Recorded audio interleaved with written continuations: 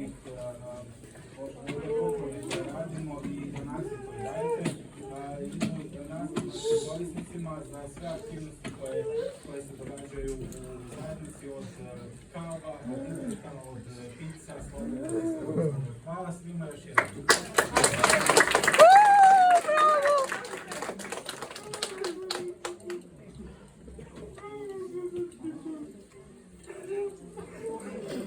Ja dam.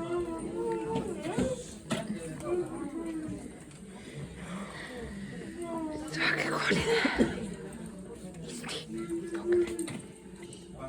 Evo, znači naši dragi prijatelji, hvala vam još jednom što ste došli, hvala što ćete nam pokloniti lijepu glazbu.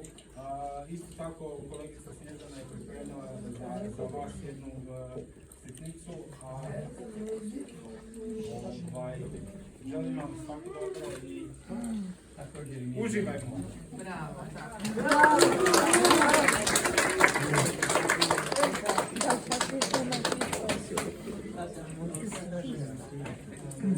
Ти более швайш, будем дальше.